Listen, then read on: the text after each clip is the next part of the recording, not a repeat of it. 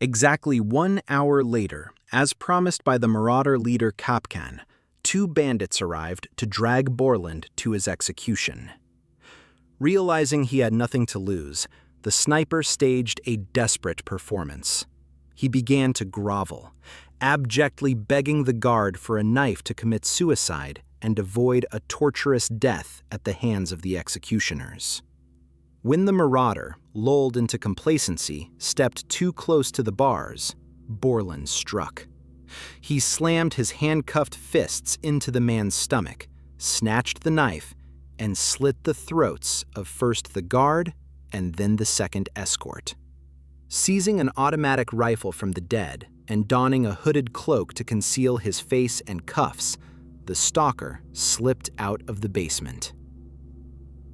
Creeping through the corridors of the unfinished building, Borland stumbled upon Elf, the very traitor who had led them into the trap.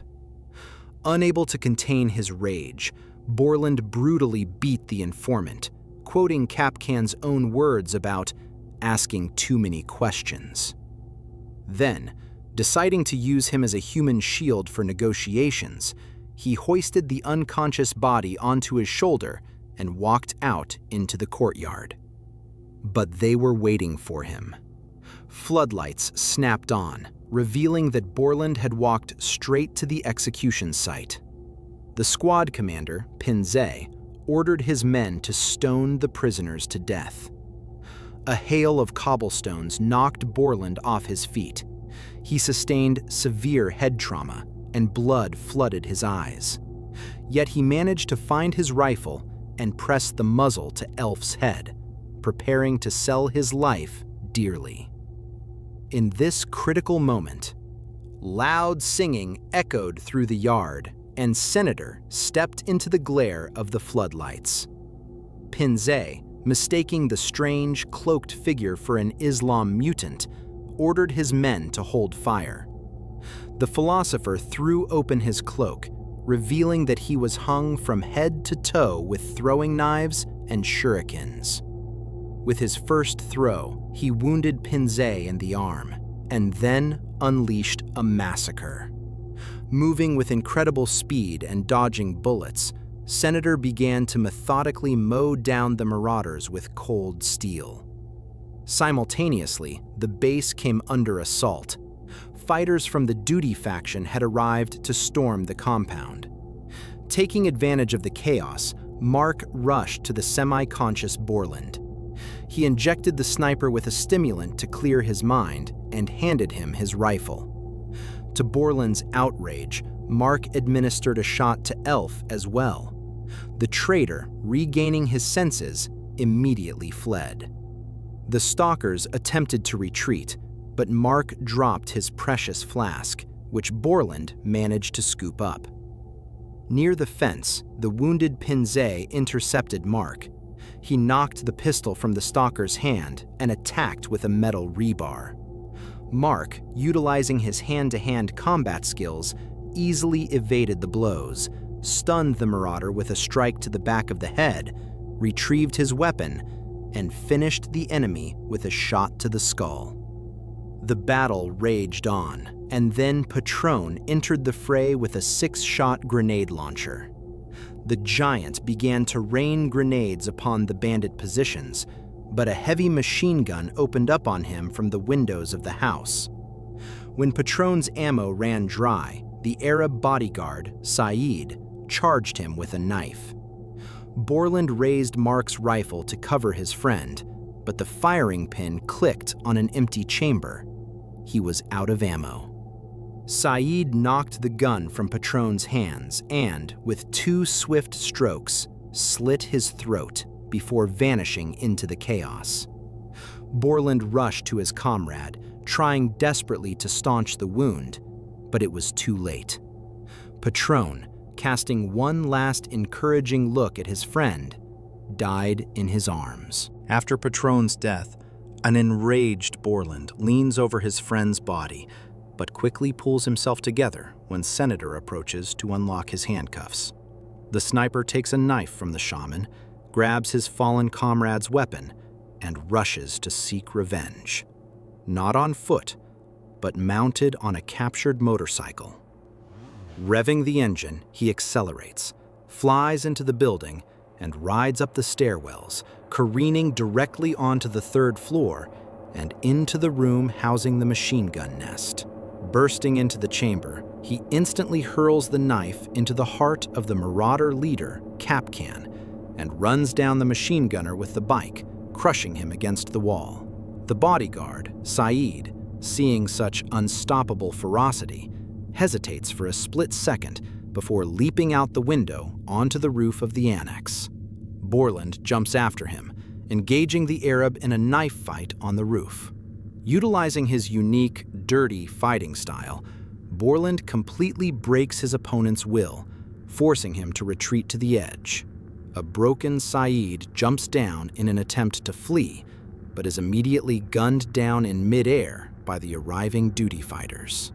Having decapitated the gang's leadership, Borland sets off to find Elf to finish off the traitor. However, kicking open the door to one of the rooms, he freezes in shock. There lies a beaten Elf, and standing over him, alive and well with a pistol in hand, is the sniper S.T.A.L.K.E.R, the man everyone believed had died in the grenade blast. S.T.A.L.K.E.R lays his cards on the table. He was the real mole, working for all sides for money. He was the one who planted the rifle for Borland to assassinate Lavash in order to spark a war. And he was the one who sold out the group in the laboratory, framing the innocent elf. The former friends clash in hand-to-hand combat. S.T.A.L.K.E.R, being fresh and uninjured, defeats the exhausted Borland, knocking him to the ground. To dull the pangs of conscience, the traitor swallows a handful of pills and washes them down with a swig from the flask Borland had picked up on the battlefield, assuming it belonged to Mark.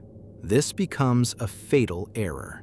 The flask contained neither alcohol nor water, but a sample of the deadly witch's jelly anomaly.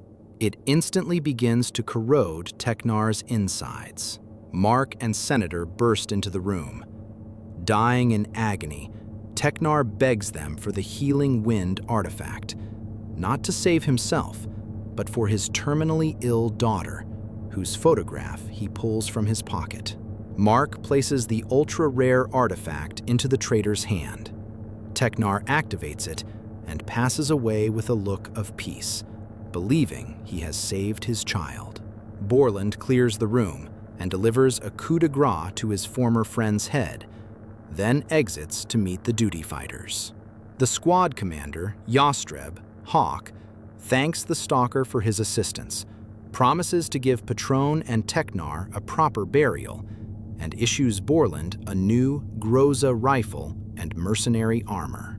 After recovering slightly, Borland finds Elf sitting alone.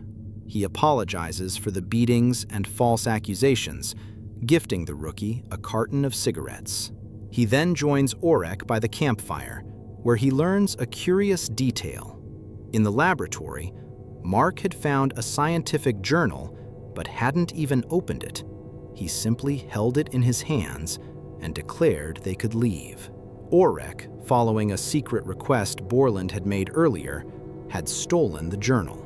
Sending the lad to sleep, Borland unfolds the stolen documents and the paper from the agroprom, trying to piece together what Mark is truly looking for. At dawn, the depleted squad of stalkers, having resupplied with duty, entered the garbage territory, moving north from the dark valley. Mark took point. The grim Borland brought up the rear, and between them walked Orek and the enigmatic senator, who held a small twig in his hand the entire way. The tension within the group finally snapped when Borland, in a fit of temper, hurled a bolt into a springboard anomaly and voiced his grievance to Mark. The expedition had lasted only 24 hours, yet they had already lost 2 fighters, S.T.A.L.K.E.R and Patron, who, unlike the leader, had not known the true objectives of the track. Mark coldly reminded him that the risks were known in advance and suggested Borland leave if he had changed his mind. The sniper refused, stating he would see it through to the end if only to find out how it all finishes. As the group moved toward the old hangar, Senator struck up a philosophical conversation with Orek about fate. The shaman compared life to the movement of a train. Mark, tormented by inner demons, had laid down clear rails toward his goal and was ready to sacrifice everything, even his life, to achieve it. Borland, however, despite his experience and skills, lived without direction, relying on chance and luck, which made his path dangerous and unpredictable. Orek admitted that he was simply following Mark because he trusted him and didn't want to be alone. The conversation was interrupted by a gunshot from the direction of the hangar, followed by wild screams and a bestial roar. A massive chimera, the size of a limousine, emerged from the hangar gates. Spotting the stalkers, the monster charged. The group opened up with withering fire, but bullets from Mark and Orek merely pierced the hide, beneath which wounds healed instantly, and Borland's underbarrel grenade, exploding at the beast's paws, caused it no harm. The chimera knocked Mark off his feet, swept past the motionless senator, and swatted Orek aside with a paw, retracting its claws at the last moment. Finding itself face to face with Borland, the monster took a burst at point-blank range and a pistol round straight to the eye, but the lead was simply squeezed out by the regenerating flesh. The chimera did not kill anyone. It cast a stern look over the humans, approached the rising Mark, bared its fangs, gave a low growl, and retreated into the bushes. The stunned stalkers demanded an explanation, and Mark confessed that he had previously killed the beast's offspring. Senator explained the mutant's strange behavior. This was the breath of the zone, retribution. The chimera had not touched her children's killer now, because death would be too easy an outcome. She left him alive so he would feel the approach of reckoning with every step of his journey, which, according to the shaman, would likely lead Mark to his doom. Despite the horror they had just endured, Mark headed toward the hangar to check who the chimera had killed. Inside, the stalkers discovered a slaughter. Torn bodies in camouflage lay in pools of blood on the floor. Borland identified the dead as members of the fanatical Sin faction. Mark, fighting back nausea, searched the corpses and found a folded note in the pocket of one of the fanatics. After reading the contents, he furiously tore the paper into tiny shreds and, without explanation, commanded them to move on. The group left the scene of the massacre, and Orek, still pondering Senator's words, asked if one could turn off the chosen rails of fate. He received the answer. The path is laid so as not to deviate, but with time comes the skill to make necessary switches. 20 minutes after leaving the hangar, the group of stalkers reached the paved road leading to the Rostock factory complex. Borland warned his companions that they were entering neutral territory, controlled by the Duty clan, and ordered them to sling their weapons behind their backs, as a strict truce was enforced here. At a makeshift checkpoint built of sandbags, they were met by 4 fighters in duty gear, who let the team pass to the bar without obstruction. Borland was alerted by the fact that rookies, not veterans, manned the post, but he attributed it to the clan's main forces likely being deployed on the raid in the Dark Valley. Passing garages and factory halls where people were scarce, the stalkers approached an unassuming door with the sign Bar 100 Rads and descended into the basement. Inside, it was sparsely populated. Only 3 patrons, 2 armed guards in masks, and a gaunt bartender behind the counter. The team took a corner table. Orek, wanting to toast to the memory of the fallen patron, traded a found fireball artifact for beer and canned goods. As the stalkers ate and drank, Borland explained to Mark why there were so few people in the center of the zone. Most die or turn back at the cordons, and only a select few make it as far as the bar. Their quiet rest was interrupted by a duty fighter sitting at the counter, he approached the table and asked Mark to step outside for a talk, citing official necessity. Mark exchanged a glance with Borland and, receiving an approving nod, left his weapon and went outside. Ulrich grew anxious, but Borland reassured him, insisting that strict rules applied on the bar's territory, and duty likely just needed something from their leader. Borland himself headed to the bar counter to speak with the bartender. The conversation went south immediately. The bartender was behaving nervously, was rude, refused to pour whiskey, and declared that Borland was the 101st Rad, a man who brought nothing but trouble and disrupted quiet business. When Borland demanded to know where Mark had been taken, the bartender began to dodge the question. Realizing something was wrong, Borland signaled Senator and Ulrich, then headed toward the guard. With 2 strikes, he knocked the rifle from the mercenary's hands and swept him off his feet. Simultaneously, Senator tripped the second guard who had rushed in at the noise, and Ulrich finished him off with a face slam to the floor. Stepping over the fallen guard, Borland went behind the counter. The bartender attempted to defend himself with a knife, but Borland hurled a bottle and glasses at him, knocked the knife away, and punched him in the gut. Grabbing the traitor by the lapels, the stalker threatened to gouge his eye out with a toothpick. The terrified bartender confessed that Mark had been taken to the arena and that it was a trap organized specifically to lure out and capture Borland himself. Having extracted the information, Borland knocked the bartender out with a blow to the jaw and ordered the team to pack their gear, including Mark's backpack.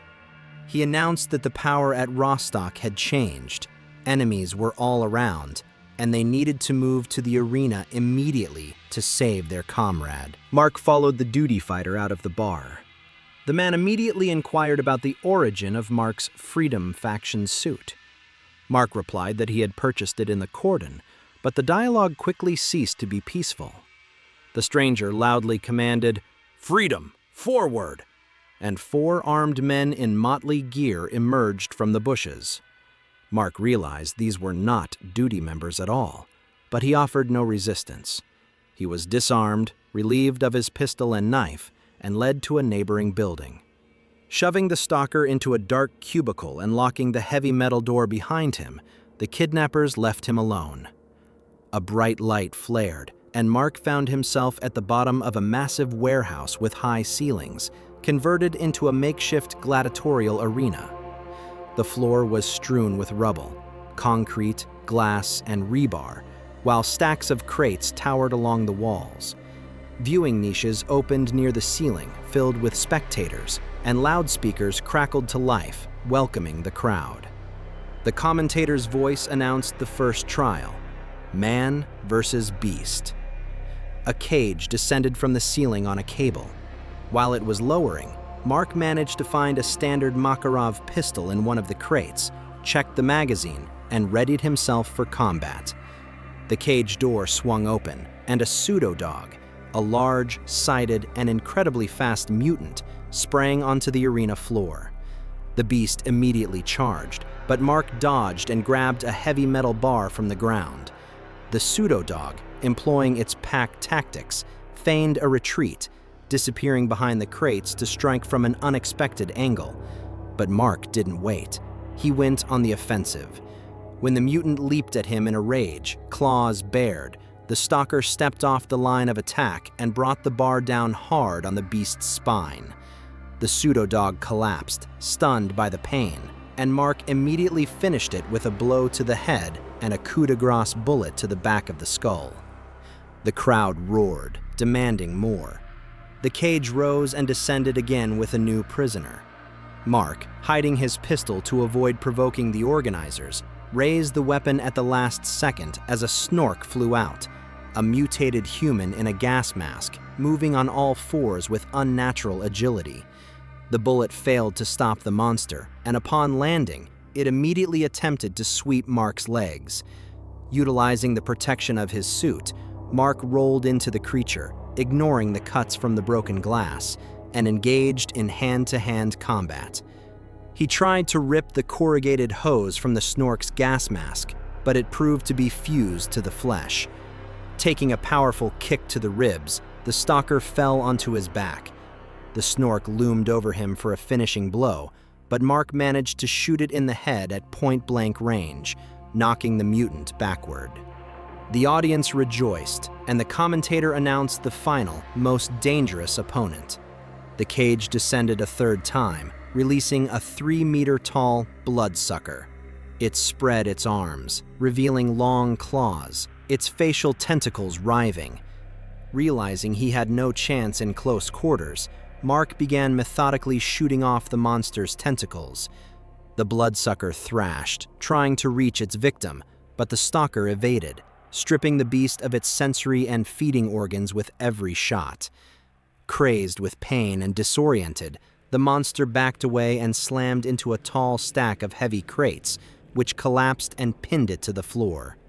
Mark approached the trapped abomination, shot off the remaining tentacles, and when the pistol's slide locked back on an empty chamber, he forcefully drove the barrel into the bloodsucker's maw, ending its life. The spectators chanted the winner's name, but suddenly the commentator's voice changed. Now, the bombastic voice of Borland boomed from the speakers, announcing the apocalypse. The cage descended again, but inside stood Orek with weapons. Mark jumped in with him, and they rode up to the technical levels. In the radio room, Borland and Senator were waiting. The real commentator lay unconscious on the floor. Having escaped the factory grounds and taken cover behind a transformer box, Borland revealed his hand. It turned out there was no duty at the factory. Freedom had temporarily seized the territory, taking advantage of duty's main force being on a raid.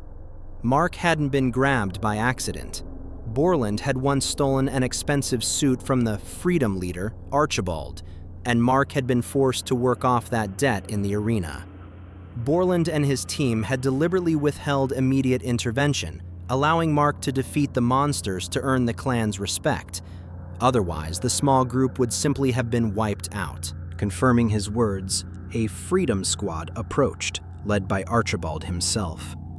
The clan leader confirmed that Borland's debt was fully paid thanks to Mark's spectacular victories, thanked the fighter for the show, and let the Stalkers go in peace. Although Mark was angry at being used as a pawn, he felt a strange relief at the favorable outcome. When asked about the psychology of local relationships, Borland merely smirked, replying that no one here understands it. The group crossed the invisible boundary between the Rostock factory and the wild territory, passing through rusted gates in a concrete wall. Borland immediately warned his companions that clan influence ended here. Anomalies were far more frequent, and one could meet just about anyone, so extreme caution was required. The Stalkers had to pass under a long bridge, where Borland and Mark, using bolts and flashlights, meticulously checked every meter of asphalt to find a safe path through the invisible traps. Clearing the bridge, the squad emerged onto a dirt road leading to a low-lying area shrouded in thick fog. Borland announced that this was Lake Yantar, much to the surprise of Orek, who had expected a body of water, not a fetid swamp littered with a rusted bulldozer and piles of garbage. Suddenly, the rising roar of helicopters was heard from the direction of the agroprom. Realizing a military assault landing was in progress, the group dove into a ravine and hid inside a concrete pipe.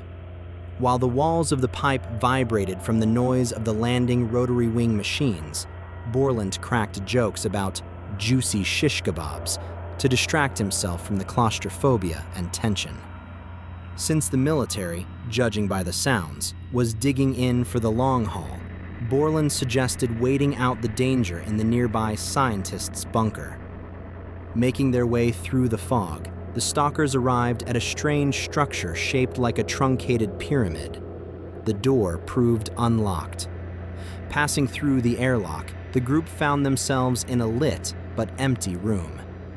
Borland, leaving his weapon with Orek, went to scout the depths of the corridor and ran straight into a pistol pointed at his face.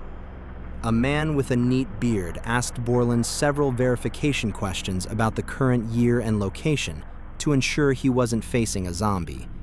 Only then did Borland call the others. It turned out the bunker was being guarded by the legendary Swamp Doctor. Upon seeing Senator, the doctor flew into a rage and demanded an explanation, believing the shaman had violated some ancient treaty. Senator calmed him, stating he had not come for him, but was merely escorting a group in need of shelter. The doctor switched from anger to mercy, allowed the stalkers to stay, informed them that the scientists had flown out for the week, and let them look around, with a stern warning not to steal anything, hinting at his ability to read thoughts. While Borland and Orek examined the closed-cycle breathing suits and weapon racks in the adjacent room with great interest, Senator pulled Mark aside. The shaman whispered a rebuke to the leader regarding his selfishness, reminding him that the team members were sacrificing much for his goals, and demanded he show them some respect. Mark, ignoring the reprimand, went wandering through the bunker and found a chemical laboratory.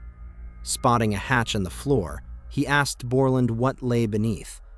Upon learning it was a descent to the lower levels, he immediately opened it and went down. A short time later, Mark climbed back out with a triumphant look. He approached his astonished comrades and announced that the plans had changed radically. The expedition to Laboratory X-16 was canceled, as he had already learned everything necessary down below. Mark commanded them to move out toward the Red Forest to immediately begin the process of disabling the barrier. Hardly had Mark and his group prepared to leave the scientists' bunker when special forces in camouflage and masks stormed in, holding the stalkers at gunpoint with Abakan rifles. The team was brutally disarmed and marched outside, where they were met by the commander, a colonel who spoke pure Russian, yet whom his subordinates addressed as Sir. The officer accused the stalkers of attacking the Swamp Doctor and issued an ultimatum under threat of execution. The doctor, Senator, and Orek would remain as hostages, while Mark and Borland, being the most experienced fighters, were to eliminate an unknown sniper entrenched to the north in the fog, who had downed a military helicopter. No weapons were issued. The colonel cynically suggested they scavenge them from dead soldiers in the field. The stalkers moved out into the thick fog, splashing through the swamp mire. They soon came under fire. Blue flashes and the hum of a Gauss rifle tore through the air, vaporizing hummocks and trees into steam. Taking cover behind the hull of the downed and still burning helicopter, the partners found the pilot's corpse and a Walther pistol. Mark proposed a mad plan: to use a rare Oblivion Lost artifact as a bullet accelerator. Borland played the role of bait, sprinting into the fog under Gauss fire so Mark could pinpoint the enemy's position.